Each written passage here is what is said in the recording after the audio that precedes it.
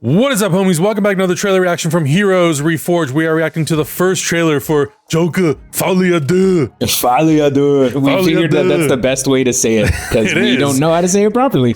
Absolutely. I was trying to figure out the pronunciation of this. But before we get into the trailer reaction, I want to let you guys know if you are interested in watching any of the uncut reactions for any of the shows or movies that we've been watching on this channel, check out our Patreon. We just put out all of our reactions for Invincible Season 2 on YouTube, but we have the entire season, Season 1, Season 2, and the Adam Eve special on Patreon. There's also plenty of DC and Marvel shows and movies on there as well if you're looking for any of that stuff. And be on the lookout. We'll continue posting more stuff as it comes out, including Marvel and DC stuff. So maybe it's time to go back and do a rewatch of the Joker. We'll see. We have plenty of time. Maybe. I think I better. And because when I left the theater the first time, I did not enjoy that movie. I know a lot of people really like that movie, and I know I was really hyped because of the trailers. It was not my cup of tea. I knew what they were saying. I knew what it was about. It's just, I don't know if that's not what I wanted to hear. I don't know if it's like maybe too different to what I picture the Joker as being. But I'm hoping that this kind of like goes so far into left field that I'm completely about it. Which it kind of feels like it, right? If it's really a musical. Yeah, and I think for me, I think the big thing that what felt out of place to me at that time in 2019 was DC Extended Universe was also happening at the same time.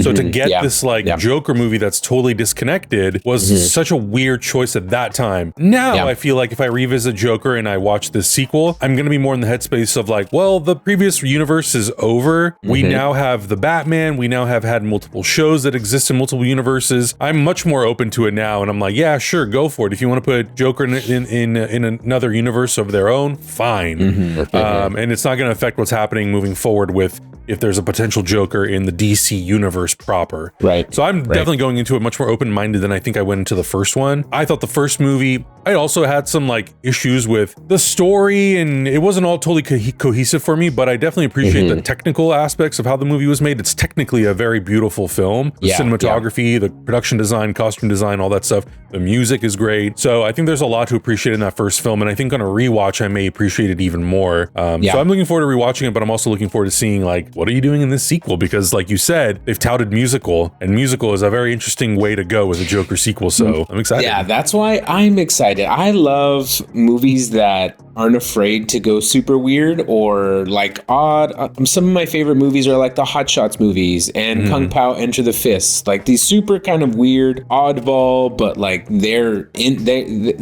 chosen a direction and they're going, and that's what I want to see. Just like, if it's a musical, give me a full-blown musical. I'll sit and watch it. I'll see what's up. Here we go. In 3, 2, 1, go.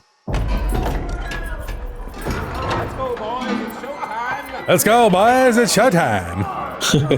Hey, Fleck, you got a joke for us today?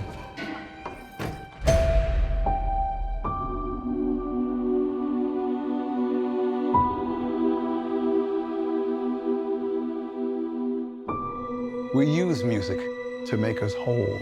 Oh, interesting. They use it as like therapy? To balance the fractures within ourselves. I'm nobody. I haven't done anything with my life like you have.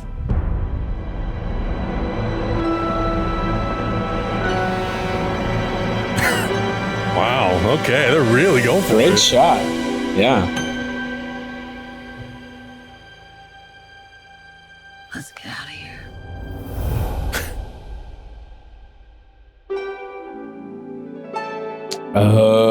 Interesting. I feel like I think I know what they're doing. Okay. What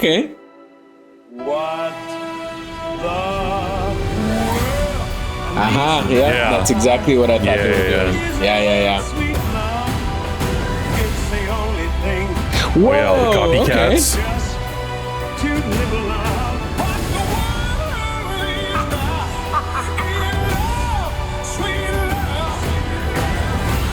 Tell us, what's changed, Arthur? I'll tell you what's changed. I'm not alone anymore. That's what we should be talking about.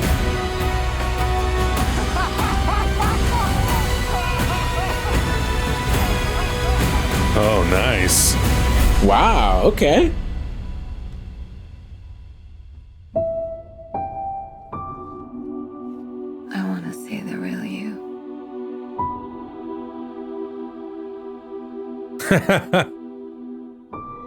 That's cool. There he is.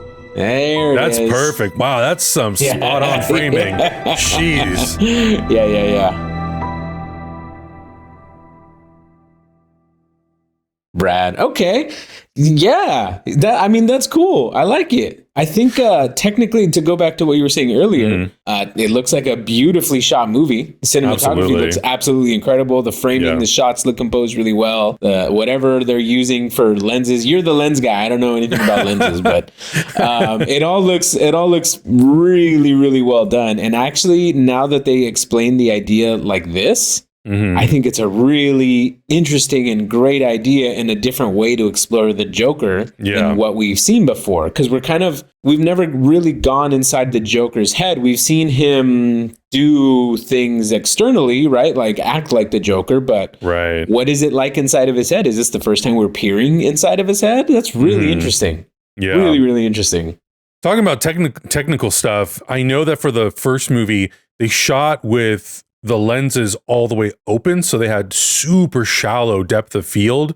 I feel like for me in that first film, it really gives a sense of like, not only is it separating the foreground from the background incredibly, but it's drawing focus to very specific things in every single shot and every single frame. So there's never any doubt what you should be looking at when it's on screen. And sometimes it plays into also like the isolation, I feel like, of the character. Where everything is so just like out of focus that like you're only meant to focus on like what's going on with the psychology of the character, and you're really only supposed to be focused. Everything else is just kind of like a background element sometimes. Nothing else matters, basically, is what they're saying. Exactly. So yeah, I think they're doing more of that type of stuff here. I'm really interested to see sort of, obviously in the last movie, he ends up, spoilers, murdering Robert De Niro's character live on TV. This is probably going to deal with those events of the first film and kind of like why he's in Arkham and why he goes on trial and all these sorts of things.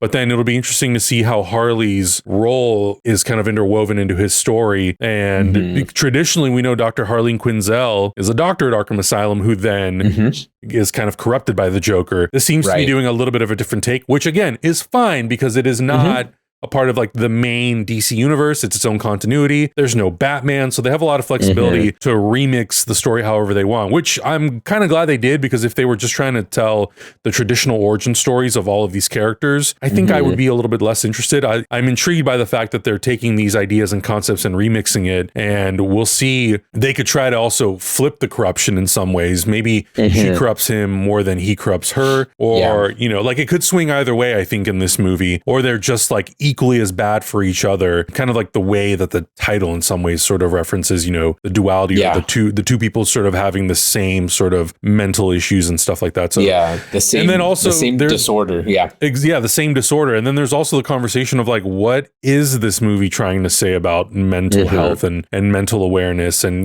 that sort of stuff. There was a lot of mixed feelings about that in the first film. I think if you're a filmmaker who's not really willing to or don't want to take a stand on something, it's really hard sometimes for the audience to really like get into the movie because they really want to know like, what's your take on this? So, and I think that can be done. I think it really just depends on the filmmaker and the writing. Performance wise, I'm not really worried because I know Joaquin Phoenix and Lady Gaga will be excellent in the film. So I'm not really worried about them. For me, it's really just going to come down to how is the story written and how is obviously like the dialogue written, and then how did Todd Phillips put it together? Like, did he compile it in a way that I go, wow, you really presented a lot of different thoughts and ideas, and here's what I can get behind, here's what I'm not behind, and it doesn't really matter whether or not the movie's telling me to feel a certain way, but it's just giving me kind of glimpses into all these different perspectives. So I don't know. It could be a real win, or you could walk out of it going like, it's kind of surface level. Well, that's how I felt about the original Joker. It was starting to touch on things and say particular things, but never really committing to fully saying the things that I felt like it was trying to say. Not that I was leaning one way or another towards like how it should be or how I feel it should be. I just feel like the movie kind of wanted to introduce certain ideas and then just stopped midway through just to give us kind of like a shocking Joker story. And so, I'm hoping that isn't repeated here. But at the same time, it's very possible that they could. And I feel like if it does, maybe it could be like in the Oscar runnings as like cinematography or like, you know, something. This movie feels like it may be being treated as like a quote unquote film, as like what the Oscars like to see. But I don't know. I mean, the cinematography looks like it's super pro, like it's there. If the writing is there, if the music also looks like it's really there. The performances, I don't have any doubts in both of the actors that they're going to kill this role. It's just going to be, the acting is going to be incredible.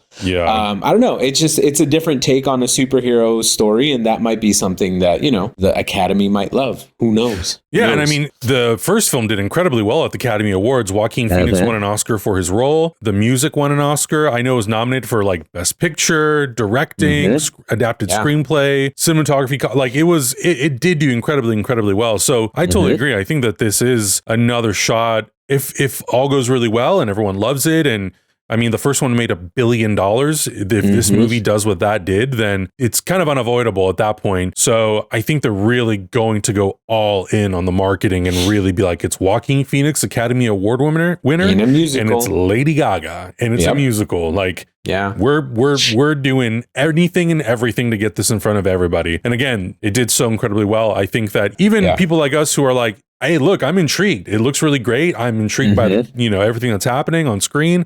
I will definitely go see it, and I'm definitely going to give it the benefit of the doubt, and we'll see how it turns out. I mean, it technically looks incredible, but again, you know, for me, it's always just going to be like, well, what's the story? Do I buy it? Do I not buy it? Even if I'm like 80% of the way there, I'm like, you know what? I'm not 100% of the way there, but 80% is pretty damn good still. So like, I'll give you the 4 stars or whatever that I think it deserves. So I'm looking forward to it. I think at this point I've more than accepted that these Elseworld stories have a place on film. I'm totally cool with them. I think I went through a period of time where I was like, I don't really want them. I don't really want them to muddy the water, and I don't want people comparing them to what's happening in the main timeline. At this point, I don't care. It's like, you know what? They want to make these like side stories that don't take place as part of the main continuity. Fine. Do it. Just don't let it muddy the water, and like don't you know, let it change what they're going to do with the movies, and it'll be all good. And it won't, because James Gunn is at the helm now. Right, exactly. I think we actually talked about this years ago, like years and years ago. I think when we started, I don't know what trailer reaction it was, but we started talking about how we would feel if there was a main DCU timeline going and then the Elseworlds world going on at the same time. And I think our opinion has kind of stayed the same. I think they could still both keep going at this point. Yeah. Because I feel like the superhero genre is in a completely different place at this point. Totally. Like it's not where it was back in 2016, 2017. So having all of this kind of new exploratory stuff feels fun, feels fresh, I feel like I'm going to definitely go in very open-minded with this movie. One thing I did want to point out though is it's interesting that they definitely went full musical with the trailer, because they didn't give Timothée Chalamet as Wonka the same privilege. Like they didn't tell us that Timothée Chalamet was going to be in a Wonka musical. Until people went to the movies, and people were speculating that Hollywood is, you know, afraid of musicals, that musicals weren't kind of the thing. They weren't hot right now.